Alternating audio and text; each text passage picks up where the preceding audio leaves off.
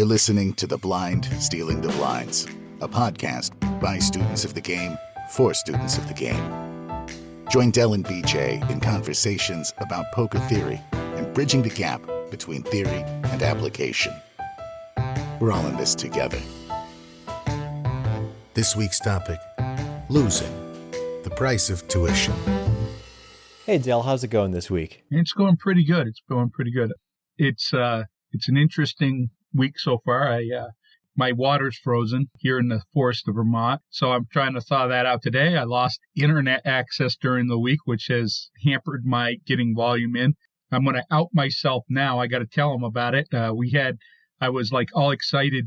We were going to have Dominic Ania on, and I had him on. We recorded it, or I thought I'd recorded it, and got all this wonderful gold from him. He's a coach from School of Cards, and I forgot to push record. Wow. So, ouch. Yeah. So now I wasted his time, and I hope that we can have him on again soon, so everybody can hear the gold that comes out of his mouth when it comes to poker. How are you doing? So I'm wondering if you really wasted his time, or you just kept all his time to yourself and didn't want to share it with the podcast. You're like, you know what? This guy, everything he says is gold. I'm going to keep this to myself and screw the community. I'm kidding. I know you wouldn't do that. No, so actually, I would. Okay, I would not admit that on the podcast, but you are pretty honest. All right, so your water's frozen. Yeah. What do you mean? Like you can't take a shower because icicles come out? Like what happens? What do you mean? Oh, I'm sorry. I forgot. You live in Maryland where it's warm. No. Or warmer. well, warmer. It is currently snowing right now, and we're expecting a massive snowstorm today overnight. So. But like your water's frozen. What do you mean? Right. So I live in a forest in Vermont. So what temperature was last night was about 18 below with the wind chill. And the night before was about 21 below with the wind chill. Last night, the water froze up and we got heating tape on, but the heating tape wasn't enough. Got heaters under the house right now trying to thaw it. And, the water's not running because it's all iced up. So I think for the rest of America, and probably the rest of the world, when you say you live in a forest in Vermont, that's redundant. You could just say you live in Vermont. I'm pretty sure everyone outside Vermont, and maybe New Hampshire, Massachusetts, New England, considers Vermont as one giant forest. Well, there are parts of Vermont that are not forest. It's, in New Hampshire's not forest. It's all white mountains, Rocky Mountains.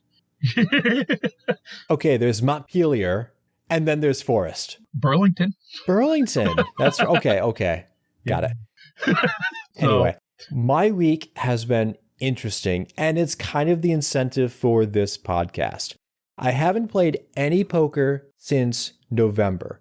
I took all of December off because we were going to visit family, and because of COVID restrictions and us wanting to be safe for our elderly family members when traveling, I just took time off. I haven't played in almost 2 months. I went back to the casino Friday, and I ended up losing. Now, this is interesting because the hand that busted me, and we can talk about it, I made the right move. However, the loss that I incurred had more emotional value than I would have liked to have admitted, especially as podcast celebrities like we are. And it made me realize that I made a mistake, and I'm learning from that mistake. And that's really the podcast that we want to talk about today. Making mistakes is not the same as failure. A mistake is a failure if you don't learn from it. When I was going to grad school like 15 years ago, I got my master's in management. And one of the things I learned was that good judgment comes from experience. Experience comes from bad judgment. That's how you learn. Sky Matsuhashi always says on his podcast, action is the greatest teacher. And it really is when we're open and receptive to it. So that's really the thing. We can be perfect some of the time, but none of us can expect to be perfect all the time. And the case in point from my gameplay last weekend is that crap happened. I made a mistake in my game selection, not necessarily how I played it, and I'm going to learn from that. And when we talk more about this, I really want to talk about the tools and the solutions that we have to offer our listeners for this. Really, you need, like we say, hand histories is the best way to get objective feedback on your play. Objective feedback is one of the tools. You need to be brutally honest with yourself. You can't lie to yourself, because if you lie to yourself and then lie to others, it does no good. And you need to have a growth mindset. And I'm curious, given what you and I talked about the hand in question a couple days ago, I'm wondering if you felt that before, and specifically what your wife would say to that. Wow. Well, there's a lot to unpack there. And I will get to what I think my wife would say about it here in a few minutes. But first start, human beings tend to be results oriented. And this here is a huge problem in poker. It's a huge problem as human beings. We tend to think that the results mean whether or not we did the right thing or not, And the thing is, whether it's life or poker, you can do the right thing and still not get the good results. And what has a tendency to happen in the human brain is we think, okay, well, that didn't work. We must have done something wrong.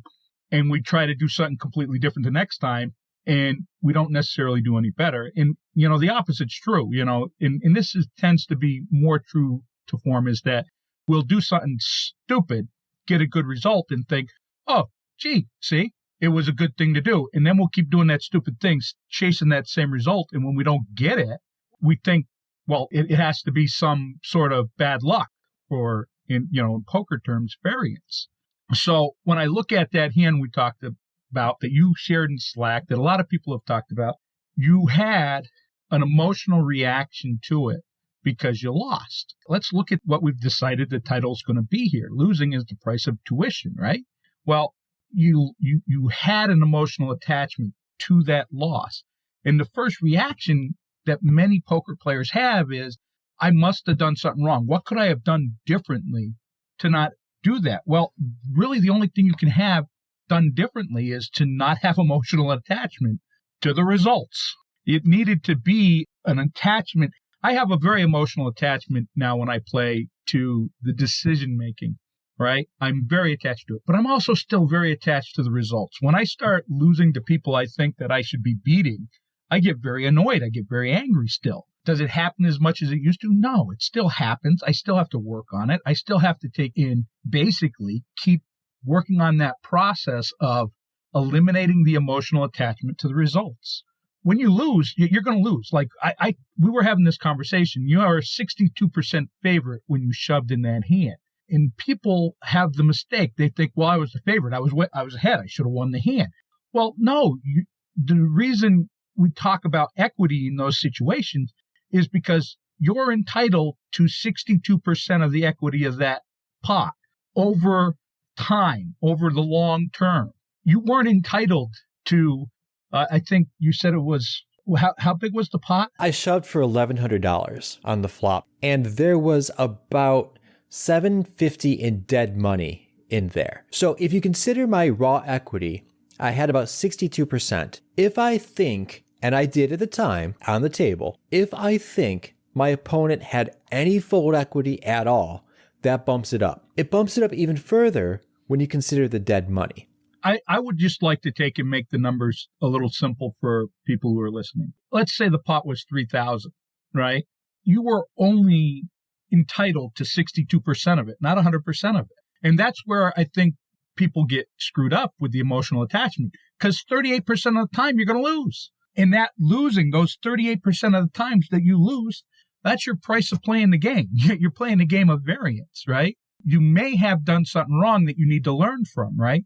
And we went over this and we've talked about it. And you do honestly, after all the talking that you've done with me and our coaches and other students, you do actually feel like you did something wrong. And I'll give you a moment in a minute to talk about that.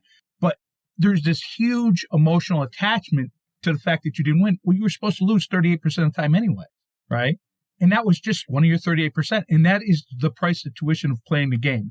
You need to be able to take and be able to look at it and say, okay, did I do something wrong? And be able to be objective about it and say, well, no, the play itself was not wrong. The results you weren't happy with. So what would my wife say about, the situation and your emotional attachment to it? She'd probably say a lot of what I've just said. She'd probably say you need to detach yourself from the results. You need to be able to take and make all the right decisions. And when it goes bad, pick yourself up and then make the next right decision. I agree with all that. I agree with the emotional attachment. I agree with your entire assessment of my play. I do want to differentiate between two prices. There's the price of admission into playing the game, and then the price of tuition in learning lessons. Now, I would say one of my mistakes was equating the price of tuition with the price of admission, in the sense that I am not properly rolled for the stakes that I wanted to play. Now, we can talk about why I'm not properly rolled, where I've put my money elsewhere, but the fact is, if I want to play at 2-5, I need to be able to withstand the variance of losing hands like I just did 38% of the time. And if I can't withstand losing that amount of time, even when I make the right decisions, then I need to drop down stakes. Or I need to somehow get the capital reserves to allow myself to play in that game, and that's the price of admission. You need to have enough money in your budget or your bankroll to play the type of style you want to play, which in my case is incredibly value-seeking, and at the stakes I want to play, in this case, 2-5. Now, the price of tuition, I want to differentiate between that and admission, because I think I might have made two mistakes. And one of them, I'm not really sure, is a mistake. I play incredibly value-seeking game where I have strategic aggression and I try to maximize every edge I can. If I'm not willing to shove all in when I think I have the best of it, even if it's a 62% favorite, I should not be playing the style of game that I want to play. I need to knit it up. I need to play a little bit more conservatively and maybe drop down stakes. Because, like we mentioned, I apparently cannot withstand losing pots like that 38% of the time. The other thing is, maybe my mistake actually was playing the higher stake. Maybe that was the mistake. Maybe I should have realized, you know what? Oh my goodness, in the past 2 months, when I wasn't playing poker, I dropped a whole bunch of money into crypto and other investments and whatever. I no longer have my poker bankroll available to me to withstand that variance. Let me just crush 1-3.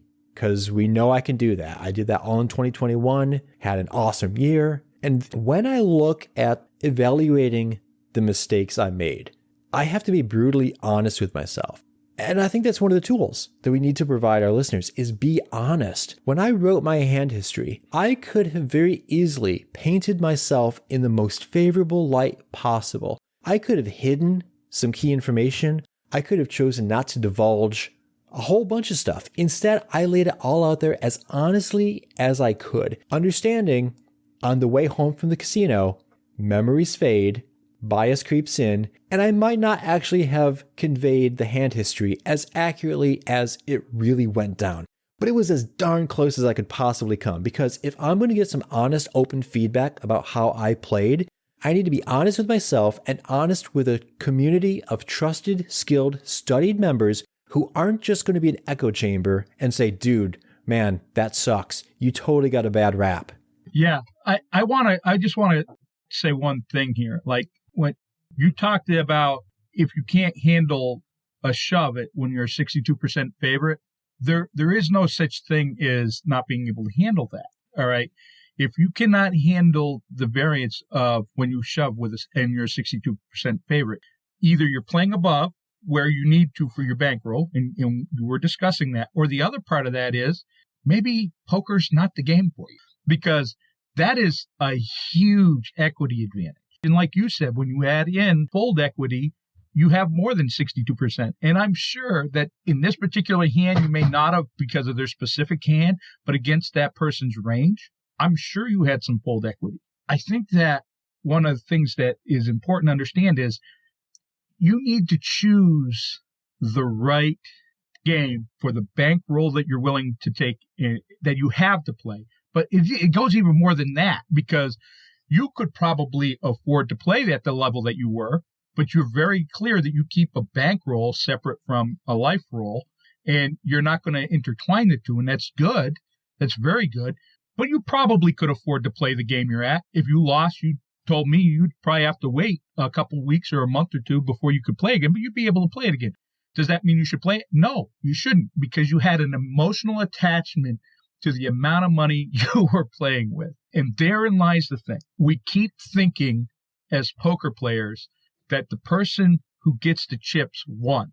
And yes, they won. They won those chips in that moment. But that's not who really wins the hand. Who really wins the hand is the person that made the right decision. The players that are making the right decisions are the ones that are winning the game. Do they always get the chips their way? No. Sometimes the chips go the other way. You make the right play on the turn, and the two-outer comes in, and you get to watch the chips go the other way. Guess what? You still won because you made the right decision. You won the game of decisions.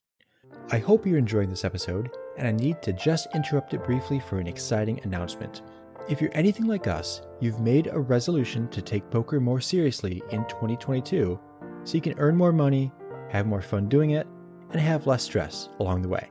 To help us all meet our goals, we've partnered with School of Cards on an exclusive offer for our listeners, a customizable discount plan for any and all courses they offer. School of Cards has transformed our gameplay unrecognizably, and we want to help you realize that same transformation in your own game. But how will you know which courses would be worth your while? This is where we come in. Because Dell and I are both School of Cards students who have taken every course they have to offer, we are in the best position to help you make the best use of your time and focus. Go to www.tbstb.com/assessment and complete our easy 11-question survey with 2 bonus open text answers. Seriously, it should take you under 5 minutes. And one of us will personally evaluate your responses and suggest the School of Cards courses best suited for you within 5 business days. We might not end up suggesting anything for you, and that's fine. We're not going to sell courses for the sake of selling things. If you're so relatively new to the game that School of Cards material is a bit beyond your level, we'll tell you that, since it doesn't help anyone trying to sell you a product that will just be wasted time and effort. Doing so would frustrate you, tarnish our brand, and make everybody lose. We want to be winners here. We might have some free resources or books or something to suggest instead. As students of the game, we want to meet you where you are. We'll provide a link in the description of our YouTube channel and the video that accompanies this episode in our podcast description and on Twitter and our Facebook group. So head over to www.tbstb.com/assessment, complete the brief form, and let's start 2022 off powerfully. And now, back to the show. You're absolutely right. You're absolutely right. I made a couple mistakes. One is that I likely played in this game that was higher than my current bankroll allows. Now, yeah, we talked about I could replenish my roll in a couple weeks or a month, whatever.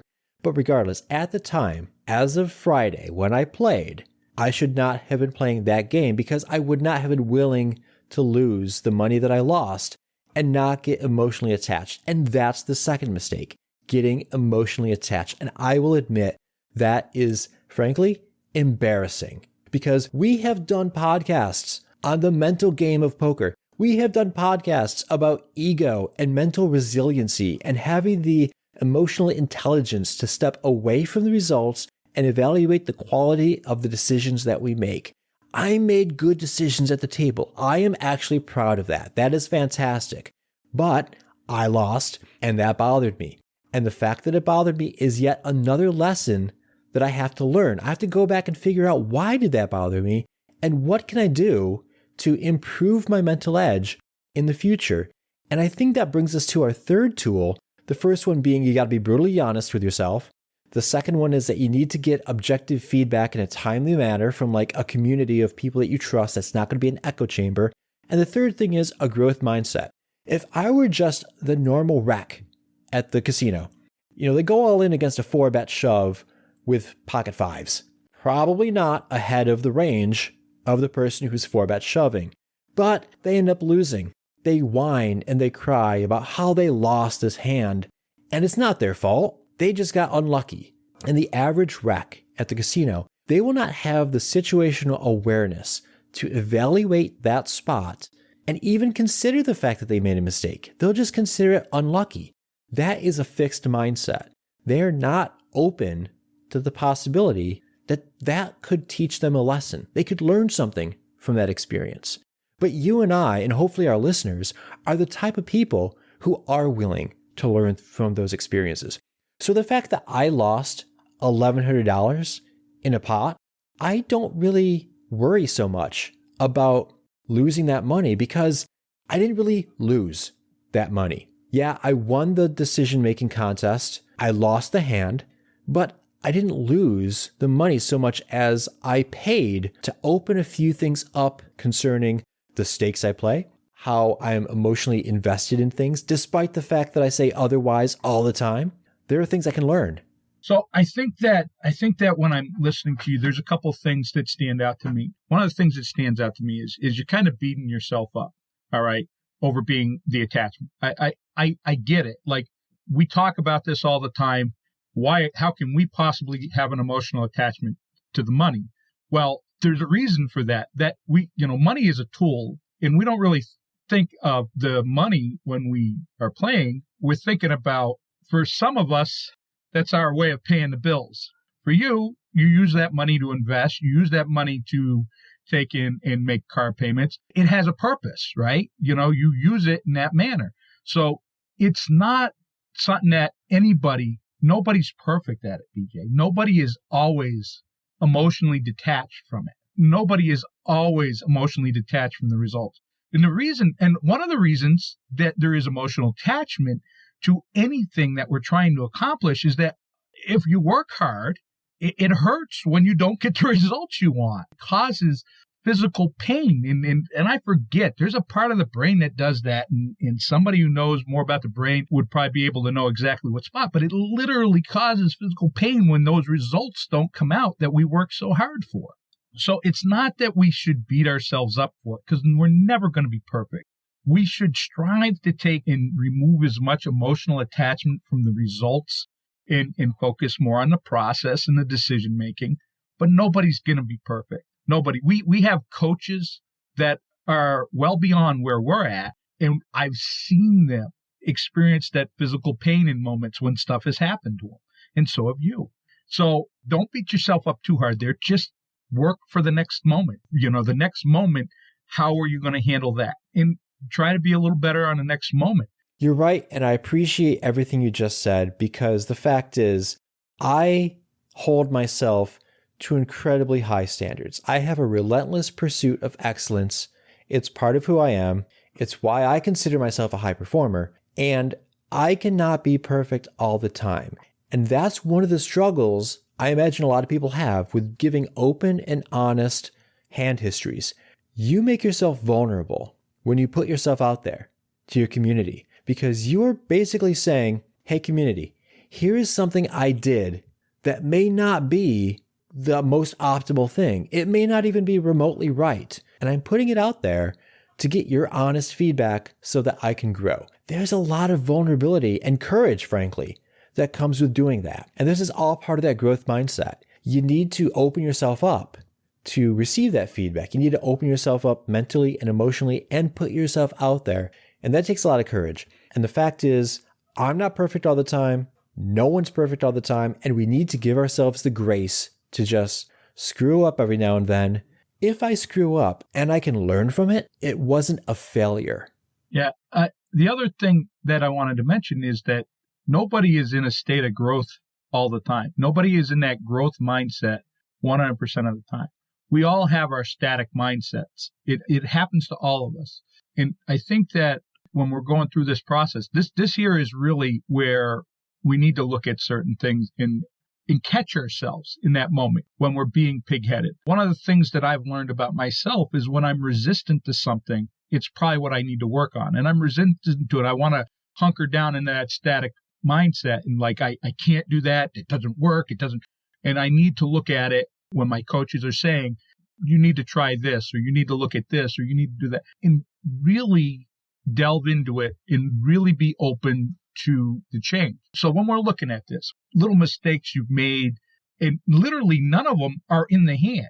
You made a mistake before you ever played the hand just by playing the stakes you were playing. You made a mistake before playing the hand, not just because of the bankroll, but also because we talked about this. The calluses weren't there. You hadn't played in over a month. You didn't have them emotional calluses built up to play that stakes, So maybe going back would have been a good idea to start lower. When we look at it, what happens is, and we say this so often, over and over again, and it's the reality, and it's actually good for those of us that use poker as a way to make a living. It's good for us that this happens, but it's also sad. You have these poker players that when they win, they're convinced it's their skill. And when they lose, they're convinced it's variance. The reality is that may be true, but it probably isn't 100% true of anybody. When we do this and we lose, we can always use that moment to take a look at what we could have done differently. There may not be anything, but we should at least be open to the notion that we could have done something differently. We should do the same thing when we win. Most of us aren't going to. We should still take a look at it and say, well, I won this hand, but did I really play it right? Did I really take the best maximized EV line?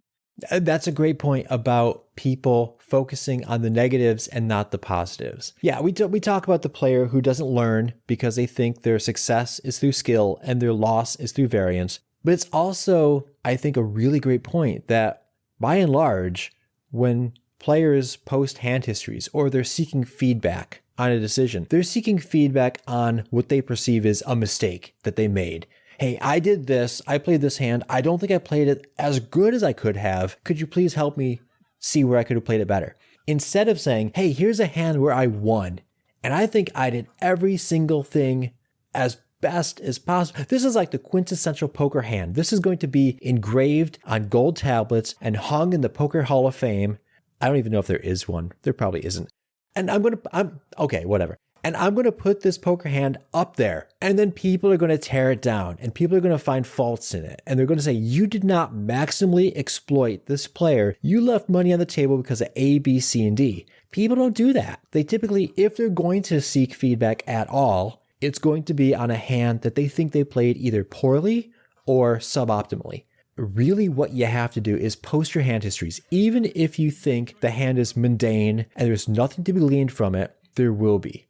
Where else should we take this, Dell? I mean, it feels like we've covered the topic. We covered growth mindset. We covered open, honest feedback. We covered talking to your community and being honest with yourself and learning. The crux of the issue is if you're not learning, you're stagnating. And if you are learning, then any of the losses you incur are just the prices you pay to learn those lessons. And then you can take those lessons on, avoid those mistakes in the future, do things differently, and come away with more money. So I think that if I'm going to add anything here at all for what we've already said, it's this. You mentioned hand histories, and you mentioned that when you do that, you leave yourself vulnerable. And in fact, you can post those hands that you think are Hall of Fame worthy, and the truth is that you're going to find out that probably could have done something better. I mean, most of us usually can. We're playing a game that's not solved. We're playing a game with a lot of complexities as we go through the different streets of it. So nobody's perfect. And there's a good chance that hand that you think played perfectly, if you post it, you might find somebody who might say, well, you could have bet larger here and gotten more value. You put yourself at risk here. Or, it's worthy to do that, but it's important to do that because you are going to be vulnerable. To do it in a community that is not going to be, I don't even know how to put this. Nobody needs to be bullied to learn. There are some poker communities out there where, when you make a mistake, they're going to make it out like you're the world's biggest idiot. And then there's some good ones out there where they're going to tell you made the mistake. They're going to be honest with you. They're going to be blunt, but they're not going to be jerks about it. They're telling you because they have your best interest at heart. And I recommend you find a community like that. And I found that community at School of Cards. It's not the only one that's like that. There's others, but that's the one we are in, and it's worked really well for us. I can't think of anything else to add on this topic, Dell. So I think we'll leave it there. All right. Thanks for joining me, Dell. It's always great. Been awesome, BJ. Thank you. And until next week, whenever you lose, consider the lessons you gain as the price of tuition. This has been The Blind Stealing the Blinds, a podcast by students of the game for students of the game. If you haven't already done so, consider subscribing. And when you're not counting your chips, take a moment to leave the guys a review on Apple Podcasts or wherever you get yours.